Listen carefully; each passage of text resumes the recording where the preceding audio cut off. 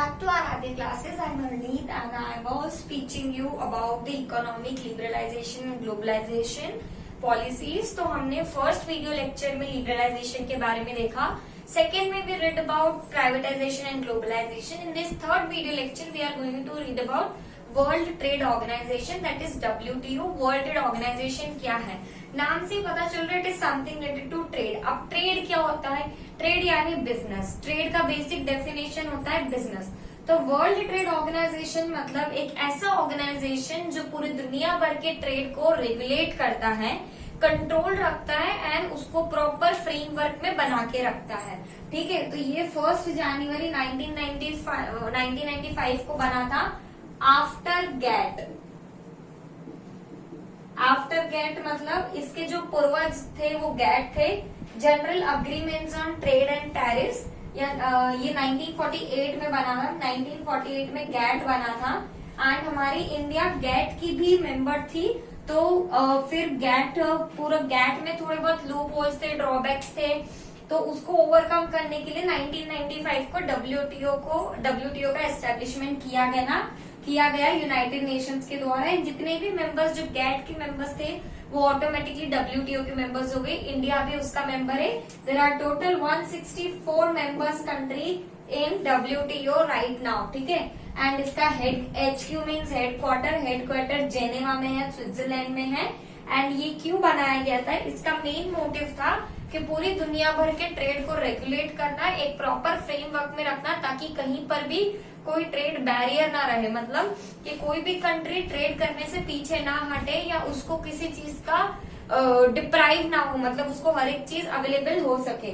तो पहला ऑब्जेक्टिव है to remove obstacles influencing global trading, कि सारे रोड़े, दखल अंदाजियां, ऑब्स्टेकल्स को रिमूव करना जो कि ग्लोबल ट्रेडिंग में एम्पावर करती है, यानी कि ultimately to remove all the trade barriers. Second is to remove policy, कि ऐसी कोई पॉलिसीज को रिमूव करना जो कि दो कंट्रीज के बीच में ट्रेड करने में दिक्कत दे रही है और उस पॉलिसी को नई तरह से बनाना. Third is coordinate with global trade plus economic policy. पूरी दुनिया भर की ट्रेड और इकोनॉमिक पॉलिसी हर एक कंट्री की जरूरत है.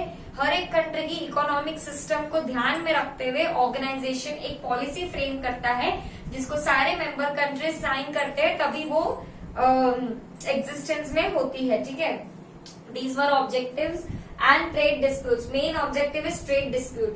ट्रेड डिस्प्यूट यानी कि अगर दो कंट्रीज के बीच में कोई भी लड़ाई झगड़े होते किसी ट्रेड को लेके, तो वो उसको सॉल्व कौन करेगा? WTO सॉल्व करेगी. ठीक है, अब जो इसके ऑब्जेक्टिव्स है वही कहीं ना कहीं आप इसके फंक्शंस में भी लिख सकते हो और पावर में भी लिख सकते हो. ठीक है, क्योंकि यही सारे इसके फंक्शंस भी, इसको ये काम करना है, वो काम करना है, एंड वही सारे इसकी पावर्स भी. तो अगर एग्जाम में क्वेश्चन आता है पावर, फंक्शन या ऑब्जेक्टिव, आप निश्चिंत होकर तीनों में एक ही कंटेंट लिख सकते हो, आपके मार्क्स कहीं नहीं जाएंगे. ठीक है, next is function. Setup a required structure for implementation of agreement related to multinational trade.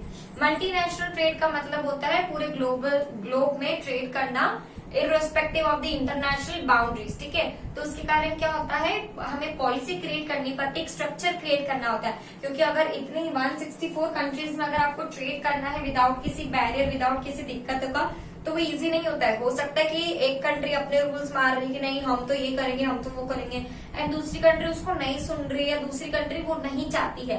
तो अल्टीमेटली यहाँ पे किसका सीन क्रिएट होता है? WTO का, कि WTO जो पॉलिसीज बनाएगी वो उसकी मेंबर कंट्रीज को फॉलो करनी ही पड़ेगी. ठीक है, तो एक स्ट्रक्चर क्रिएट करती है जो कि मल्टीनेशनल ट्रेड को बहुत इजीली एनहेंस होने में या बहुत इजीली हेल्प करता है एग्जिस्ट होने में. Next is important role debates and negotiation. Important role debates and negotiation मतलब कि डिबेट्स और नेगोशिएशन करती है ट्रेड पॉलिसीज पे, ट्रेड एस्पेक्ट्स पर, एंड उसका एक प्रॉपर कंक्लूजन लाती है जो कि सारी ही वर्ल्ड की कंट्रीज को बेनिफिशियल होता है. Next is encourages unbiased international trade. Unbiased मतलब इनडिस्क्रिमिनेटरी. इनडिस्क्रिमिनेटरी मतलब भेदभाव के बिना. तो ये एक एनकरेज करती है कि पूरे ग्लोब में, पूरे दुनिया में हर दूसरी कंट्री के बीच में आपस में ट्रेड होना चाहिए, और जो एक कंट्री ऑलरेडी डेवलप्ड है वो डेवलपिंग या अंडर डेवलप्ड कंट्री की मदद करे डेवलप होने में.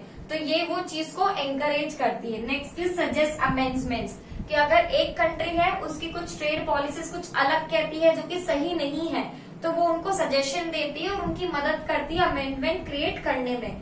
तो ये थे कुछ इसके फंक्शंस एंड ऑब्जेक्टिव्स, जिसको आप इसके पावर्स भी कह सकते हो। अब जैसे कि मैंने आपको बताया कि WTO जो है, अब जैसे कि मैंने आपको बताया कि जो WTO है वो उसके जो पूर्वज रहे हैं वो गैट थी। गैट का फुल फॉर्म क्या है? General agreement on trade and tariff. मैं अभी आपको सिर्फ उतना ही समझा रही हूँ जितना आपकी बुक में मेंशन है, ठीक है। हाँ, ये गैट वाला सीन आपकी बुक में मेंशन नहीं है, पर WTO एक बहुत ही इम्पोर्टेंट एस्पेक्ट है। अगर आप इन फ्यूचर में कॉम्पिटिटिव एग्जाम्स भी देते हो तो भी ये बहुत इंपॉर्टेंट है। तो if you guys want a very descriptive video related to WTO, then do let me know. हम इसके डिस्क्रिप्टिव वीडियो भी बनाएंगे only for the topic of WTO, because it is very helpful for in your future life also, ठीक है। So next topic आपकी book में है impact on India. Impact on India, हमने देखा कि इंडिया एक WTO की मेंबर है। कब से मेंबर है? 1948 के टाइम से, जब से गैट था। 1995 में गैट को हटा के WTO लाया गया, तब भी इंडिया उसकी एक मेंबर थी। तो उसका इम्पैक्ट क्या पड़ा? सबसे पहला इम्पैक्ट इंडिया पे ये पड़ा कि इंडिया बहुत एक डेवलपिंग कंट्री थी और अभी भी है, पर इंडिया का जो कंट्रीब्यूशन था वर्ल्ड ट्रेड में वो सिर्फ 0.5% था। पर WTO का मेंबर बनने के बाद उसका पूरा 1% कंट्रीब्यूशन हो गया वर्ल्ड ट्रेड में, ठीक है। फिर उसके एक्सपोर्ट्स बढ़ने लगे, इंडिया के एक्सपोर्ट्स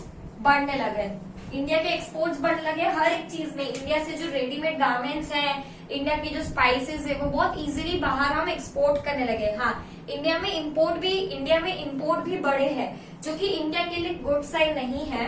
इंडिया में इंपोर्ट्स भी बढ़े हैं, पर किसी भी कंट्री के लिए एक्सपोर्ट्स बढ़ना एक गुड साइन होता है, इंपोर्ट बढ़ना एक नेगेटिव साइन होता है। क्योंकि इंपोर्ट बढ़ता है मतलब हम दूसरी कंट्री को ज्यादा पैसा प्रोवाइड कर रहे हैं, हमारी कंट्री में पैसा कम आ रहा है। तो इंपोर्ट बढ़े हैं वो एक तरह से हमारा नेगेटिव पॉइंट है, पर अगर हम WTO के एस्पेक्ट से देखें तो हमारे लिए ये एक चेंज आया है, ठीक है। नेक्स्ट इज कि हमारा FDI बढ़ा है, यानी कि हमारा फॉरेन डायरेक्ट इन्वेस्टमेंट बढ़ा है। अल्टीमेटली यहाँ पे मल्टी MNCs का सीन भी बढ़ा है, ठीक है। वर्ल्ड ट्रेड ऑर्गेनाइजेशन के कारण, ग्लोबलाइजेशन के कारण आप MNCs मल्टीनेशनल कंपनीज को इंडिया में देख सकते हो। आपने सुना होगा मल्टीनेशनल कंपनीज क्या होती है, हर किसी ना कोई जान पहचान वाला MNC में काम करता है, ठीक है। तो MNC बढ़ी है, FDI यानी फॉरेन डायरेक्ट इन्वेस्टमेंट बढ़ा है। तो ये कुछ चेंजेस है जो कि इंडिया में आए हैं after being a member of the WTO और द गैट, जिसमें से इंपोर्ट्स एक नेगेटिव चीज है, पर हम चेंजेस इसमें देख सकते हैं। So this was all about the WTO. Next video lecture will be of the last topic of the chapter, that is sustainable development. I hope I'm very clear till this video. And if you guys want a descriptive video on WTO, do let me know. Thank you.